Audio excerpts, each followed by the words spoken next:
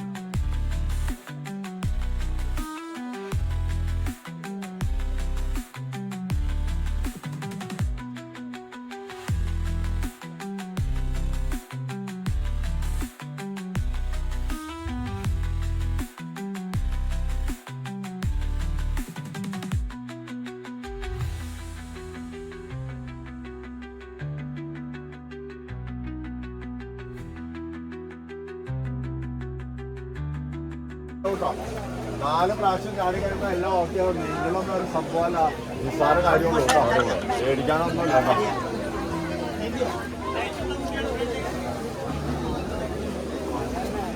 എടാ ഈ രണ്ട് പേരെ ചാടിക്കടാ. ഈ 2 പേരെ അല്ല മരിയോട്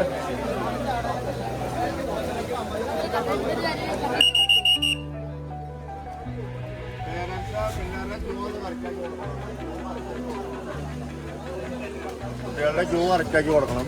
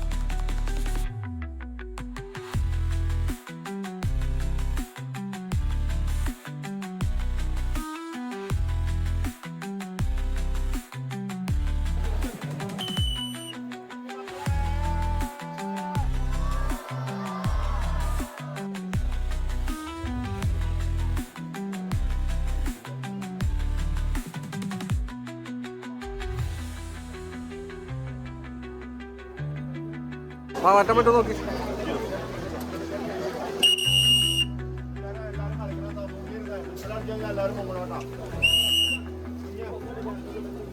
ആദ്യത്തെ വർഷം വെള്ളത്തിൽ മുക്കി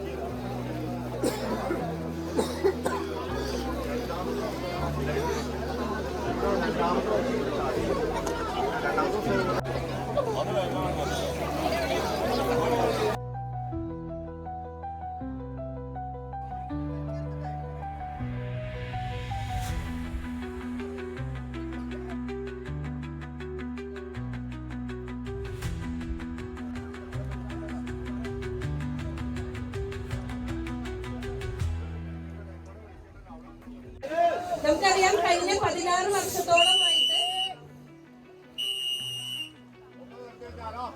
സൗജന്യമായിട്ട് മുങ്ങി മരണങ്ങൾ ഒഴിവാക്കാൻ വേണ്ടി ഒരു നിശ്ചയം, ഒരു ഉറച്ച തീരുമാനം എടുത്തുകൊണ്ട് നമ്മുടെ സ്വന്തം സജി സാറ് ഇവിടെ നടത്തിക്കൊണ്ട്, കാരണം പ്രത്യേകം ഈ ഒരു അവസരത്തിൽ എത്ര നന്ദി പറഞ്ഞാലും നമുക്ക് മതിയാവില്ല. അപ്പൊ ഇന്നത്തെ ഈ ഒരു പ്രവേശനോത്സവത്തിന്റെ ആ ഒരു പ്രത്യേകത എന്ന് പറഞ്ഞു കഴിഞ്ഞിട്ടുണ്ടെങ്കിൽ, പുതിയതായിട്ട് വരുന്ന ഒരുപാട് കൊച്ചുകുട്ടികൾ, നമുക്കറിയാം വേനലവധിക്കാലമാണ്, ഒരുപാട് കുട്ടികള് ആഴമറിയാതെ വെള്ളത്തിലിറങ്ങി മുങ്ങി വർണ്ണങ്ങളിലേക്ക് പോകുന്ന ഈ ഒരു കാലഘട്ടത്തില് അതിനൊരു അവയർനെസ് കൊടുത്തുകൊണ്ടാണ് നമ്മൾ ഇതുപോലെ ഒരു സ്വിമ്മിംഗ് ക്ലാസ് ഇവിടെ നടത്തിക്കൊണ്ടുവരുന്നത്. ഇവിടെ പഠിക്കാൻ വരുന്ന കുട്ടികളുടെ ഒരു പ്രത്യേകത എന്ന് പറഞ്ഞാൽ ഇവിടെ പ്രായഭേദമന്യേ എല്ലാവർക്കും പഠിക്കാം. പല പല നാടുകളിൽ നിന്ന് ഇവിടെ പഠിക്കാൻ വരുന്നുണ്ട്. ബോംബെയിൽ നിന്ന് ഇവിടെ വന്നിട്ട് വാടകയ്ക്ക് വീടെടുത്ത് താമസിക്കുന്ന ആളുകളുണ്ട്. അതുപോലെ തന്നെ സ്വർഗമായിട്ടാണ് നമ്മൾ കരുതാറ്. സജിയാശാന്റെ ആ ഒരു സ്നേഹം നമ്മളെന്നും അറിയാറുണ്ട്. അപ്പൊ ഇന്നത്തെ ഈ ഒരു പ്രവേശനോത്സവത്തിന്റെ ഉദ്ഘാടനം ചെയ്യാനായിട്ട് നമുക്കിവിടെ ഇന്ന് എത്തിയിരിക്കുന്ന ഒരു മഹനീയ സാന്നിധ്യം എന്ന് പറഞ്ഞു കഴിഞ്ഞിട്ടുണ്ടെങ്കിൽ, ഡിസാസ്റ്റർ മാനേജ്മെന്റ് CEO, അതുപോലെ തന്നെ ഡെപ്യൂട്ടി കളക്ടർ കൂടെ ആയിട്ടുള്ള ശ്രീ മനോജ് സാറാണ് ഇവിടെ എത്തിയിരിക്കുന്നത്. വളരെ സന്തോഷത്തോടുകൂടി അദ്ദേഹത്തിനെ വിളിച്ചപ്പോൾ തന്നെ അദ്ദേഹം വരാൻ തയ്യാറായി എന്നുള്ളതാണ്. നല്ലൊരു കൈയടിയോടുകൂടിയിട്ട് അദ്ദേഹത്തിന്റെ ഒരു വേദിയിലേക്ക് സ്വാഗതം ചെയ്യുന്നു.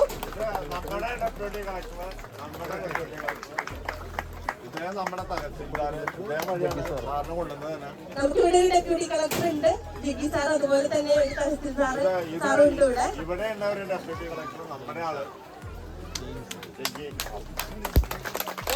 എല്ലാവരെയും ഒരു വേദിയിലേക്ക് സ്വാഗതം ചെയ്യുന്നു.